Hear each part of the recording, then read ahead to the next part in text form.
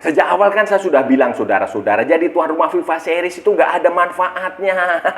Kan sekarang terbukti kita dapat lawan ranking 152, 154. Menang juga poin kita nambahnya nggak banyak. Nggak ada bangga-bangganya. Kecuali ya Bulgaria lah lumayan 87. Kan seharusnya kita nyari lawan sendiri yang rankingnya di atas kita dan away saudara-saudara. Karena statistik menunjukkan timnas kita ini lebih butuh pertandingan away supaya mentalnya terasah. Halo saudara-saudara, jumpa lagi dengan komentator gadungan di sini. Dengan komentator yang gadungan. Jadi begini saudara-saudara, jadi begini. FIFA, Asosiasi Sepak Bola Internasional, Federasi Sepak Bola Dunia baru saja mengumumkan kalender FIFA Series 2026 saudara-saudara di bulan Maret mendatang saudara-saudara. Ada 48 negara yang terlibat dalam FIFA Series ini dari berbagai macam konfederasi.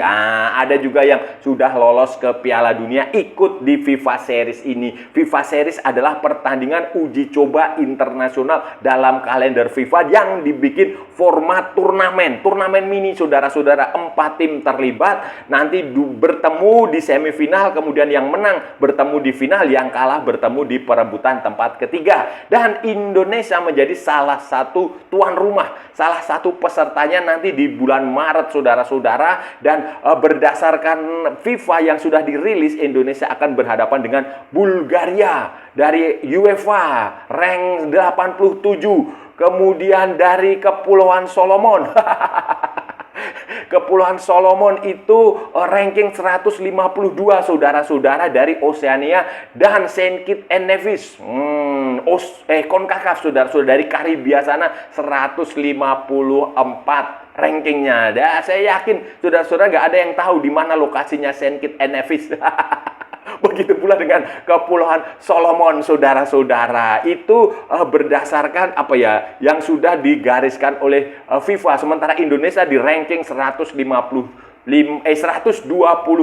saudara-saudara. Memang seperti itu FIFA Series itu, nanti FIFA mencarikan lawan yang konfigurasi rankingnya seperti itu. Nah, kemungkinan Indonesia akan melawan Saint Kitts and Nevis atau Kepulauan Solomon di semifinal. Nanti kalau menang baru ada kemungkinan melawan Bulgaria di pertandingan finalnya saudara-saudara. Kemungkinan pertandingan akan digelar di Stadion Utama Gelora Bung Karno, Jakarta. Dan FIFA Series ini sempat dibangga-banggakan oleh Erick Thohir, sempat dibangga-banggakan oleh PSSI, dianggap sebagai sebuah prestasi. Sebuah prestasi. Padahal ya prestasi itu ya lolos ke Piala Dunia 2026 kemarin, Pak. Bukan menjadi tuan rumah. Kalau menjadi tuan rumah itu ya tergantung lobbynya saja. Bukan masalah tim nasionalnya bagus atau tidak. Tetapi itu yang diklaim seperti itu. Dan sekarang kita tunggu saja. Ini akan menjadi ujian pertama John Herdman. Menjadi penampilan perdana John Herdman sebagai pelatih tim nasional Indonesia. Dan semoga sukses. Pertama kali diumumkan saudara-saudara, saya sudah membuat konten. Kalau saudara-saudara nggak percaya silahkan dicari-cari lagi. Di situ saya menyebut bahwa menjadi tuan rumah FIFA Series ini bukan sebuah prestasi, bukan juga kebanggaan. Nggak ada gunanya lah saudara-saudara, nggak ada gunanya. Nggak ada manfaatnya, karena saya tahu di FIFA Series ini kita nggak bisa mencari lawan. Kita dicarikan lawan oleh FIFA. FIFA Series ini biasanya digunakan oleh negara-negara yang kesulitan mencari lawan. Nah, kalau kita bisa mencari lawan sendiri, ya lebih baik kita nggak ikut FIFA Series ini, saudara. Kita cari lawan sendiri sesuai dengan selera kita, sesuai dengan kebutuhan kita. Kebutuhan kita apa? Misalnya kalau kita mau push ranking, kita mau tambah poin, ya kita nyari lawan yang sejajar, rankingnya tidak berbeda jauh dengan Indonesia atau di atas kita. Kita cari dari Asia, dari ASEAN, dari Eropa, dari Amerika, dari Afrika, kita cari. Itu kalau kita mau push rank. Kalau kita mau mencoba mental pemain, ya kita mencari lawan yang away, saudara-saudara, tandang. Nah, itu kita bisa kita cari siapa yang bersedia. Itu kalau kita punya jaringan yang luas. Itu kalau kita punya lobby yang bagus.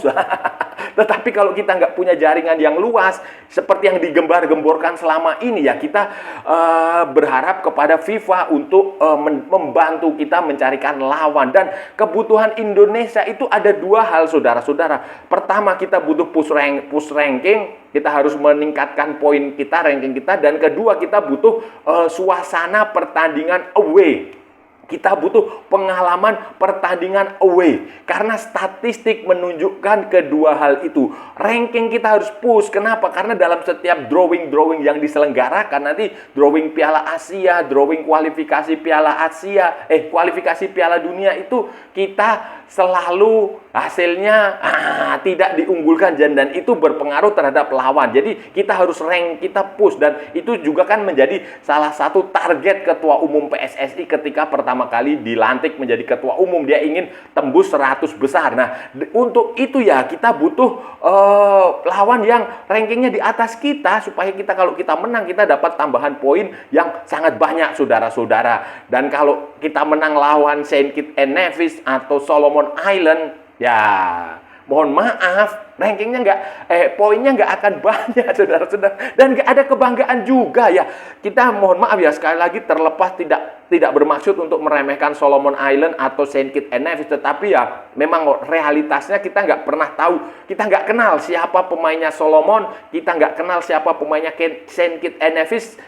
Satu-satunya pemain Saint Kitts and Nevis yang saya kenal itu ya adalah Keith Kayamba, mantan pemainnya Sriwijaya FC. Ya itu aja. Selebihnya kita nggak pernah tahu, dan ya ini ya gimana ya?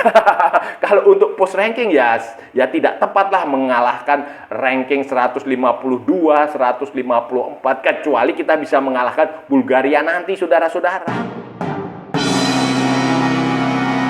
Push ranking, saudara-saudara, kita butuh away, saudara-saudara. Pengalaman away, statistik menunjukkan Indonesia itu lemah ketika away. Mental pemain-pemain Indonesia itu jelek ketika away. Anda mau bukti? Nah, putaran terakhir kemarin kualifikasi Piala Dunia kan kita away, 2 pertandingan away. Apa yang terjadi? Selain pelatihnya ya agak pea.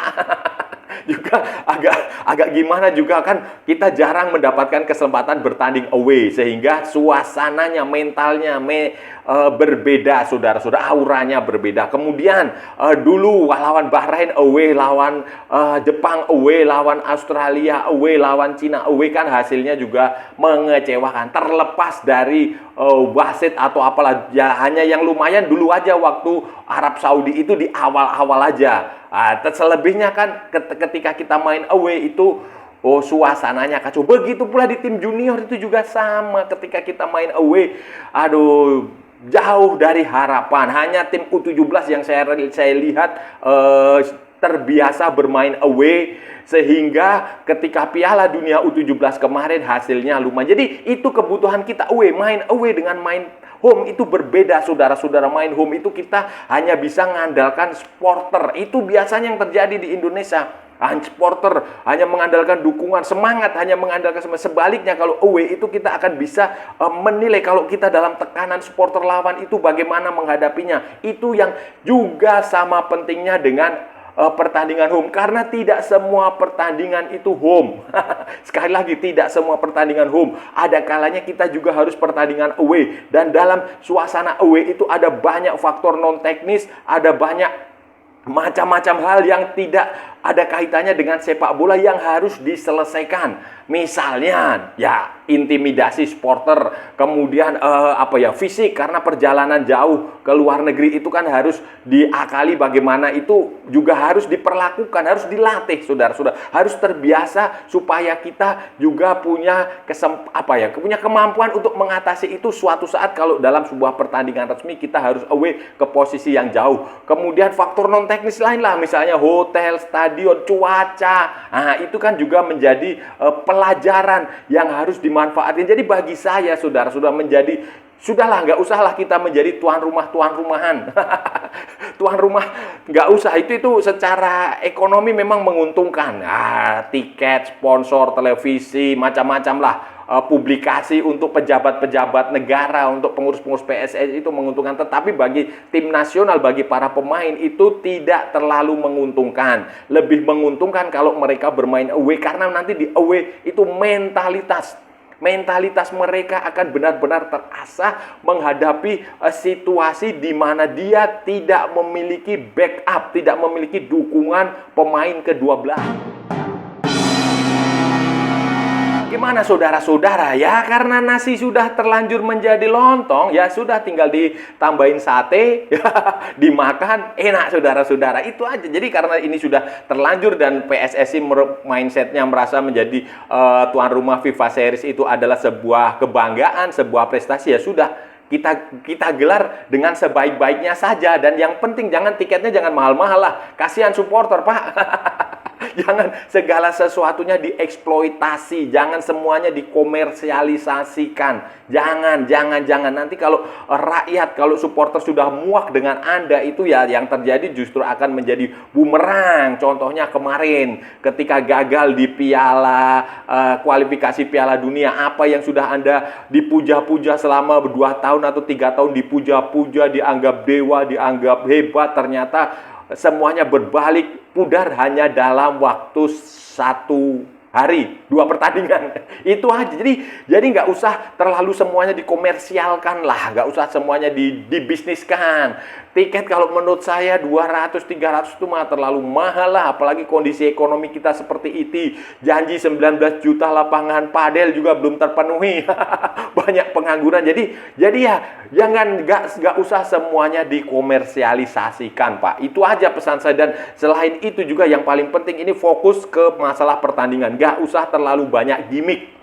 Nggak usah. Gimmick terus konten di TikTok, konten di Instagram, konten di YouTube Short. Kurangi, Pak. Kurangi, itu nggak penting sekali. Nggak penting. Fokus ke lapangan. Kita akan melihat bagaimana John Herdman ini, pertandingan pertama John Herdman bersama pemain-pemain Indonesia. Kita akan melihat, kita menantikan siapa pemain yang dipanggil. Apakah Elkan Bagot akan masuk dalam skema atau apa? Kita nggak tahu, kita tunggu. Apakah siapa itu namanya, Max Hilger akan masuk dalam tim? Kita nggak tahu karena Max Hilger sudah lama nggak main. Itu kita tunggu itu. Kemudian kalau setelah pemain-pemain terkumpul, kita lihat cara dia melatih bagaimana. Kemudian taktik, skema pertandingannya itu akan seperti apa. Dan itu yang jauh lebih penting untuk kita perhatikan, saudara-saudara. Nggak usah kita fokus kepada gimmick-gimmick yang nggak penting, karena biarkan pemain, biarkan pelatih fokus ke pertandingan. Karena walaupun lawan kita rankingnya di bawah, tapi kalau kita menang ya kan lumayan lah, sebagai sebuah awal dari era baru tim nasional Indonesia asuhan John Herdman, dengan target yang lolos ke Piala Dunia 2030, dengan target yang lolos ke fase knockout Piala Asia 2027, dengan target ya juara Piala AFF 2026, tapi tidak wajib. Ya itu saja, saudara-saudara. Jadi kita akan harus fokus melihat nanti John Herdman ini mengelola tim di bulan Maret itu akan seperti apa.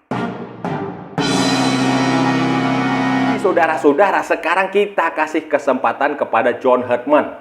Kita kasih kesempatan John Herdman, kita kasih waktu kepada John Herdman untuk mengelola tim nasional Indonesia dengan sebaik-baiknya. Dan pesan saya kepada John Herdman juga, hindari konflik, hindari gimmick. Gak usah terlalu banyak nongol di kamera, gak usah terlalu banyak bikin konten. Dan kebetulan John Herdman ini tidak punya akun media sosial, saudara-saudara. Akun media sosialnya itu baru dibikin saat dia dikenalkan sebagai pelatih tim nasional Indonesia. Dan ini bagus. Dan PSSI sendiri, Badan Tim Nasional Indonesia, Pak Sumarji juga sudah mengatakan bahwa tidak ada interview media mainstream maupun media sosial, podcast atau apa yang langsung kepada John Herman. Tidak, semuanya melalui PSSI. Dia bikin konten di YouTube-nya PSSI, kemudian baru disebar kepada media, dan media silahkan mengutip di situ. Jadi itu bagus menurut saya, sesuatu yang kita harus layak apresiasi dari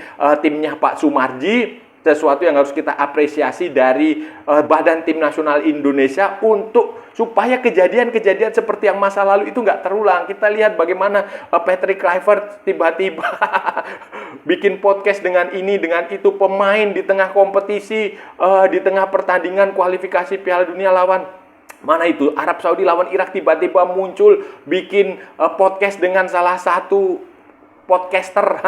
Itu dulu di zamannya Sintayong juga sama, dengan mudah sekali posting di media sosial. Itu harus dihindari. Jadi biarkan John Herman fokus ke situ, dan ini salah satu yang menurut saya cukup bagus dan saya suka dengan John Herman, salah satunya di sini. Tapi kan ini baru awal, kita nggak tahu nanti ke depan ketika popularitas itu sudah menaik, ketika sorot kamera itu sudah semakin banyak, ya kita nggak tahu kan, manusia itu bisa berubah, saudara-saudara. Mungkin saja hari ini dia terlihat agak humble, agak agak optimistis, agak santun, santai, tetapi kan kita nggak tahu nanti ke depannya akan seperti apa. Maka dari itu diusahakan dijaga John Herman supaya virus yang masa lalu itu, virus banci kamera, baik pelatih, pemain maupun pengurus itu nggak usah dilanjutkan, karena itu bahaya sekali, saudara-saudara, bahaya sekali.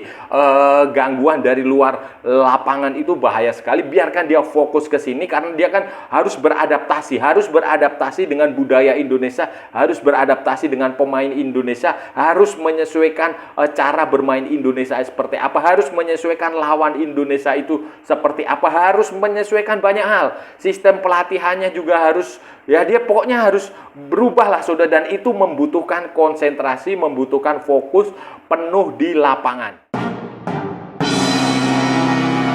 Nah, saudara-saudara, itu tadi pembahasan kita hari ini, saudara-saudara.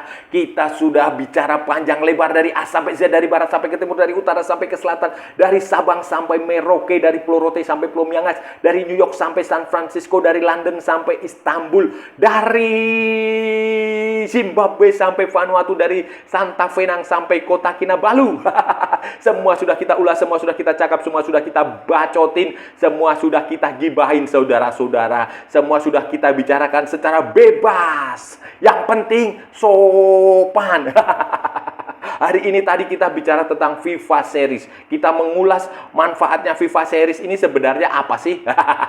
Kan sebenarnya juga nggak terlalu banyak bermanfaat, selain bagi para pengurus PSSI, para pejabat di PSSI, para petinggi negara ini, untuk pencitraan aja lah, saudara-saudara. Dia dapat panggung untuk cari muka, untuk tebar pesona, untuk modal hal-hal di luar sepak bola nanti tahun 2020. Itu aja fungsinya. Bagi pemain, bagi tim ini nggak ada fungsinya. Apalagi lawan kita 154, 152 rankingnya, yang lumayan ya cuma Bulgaria 87.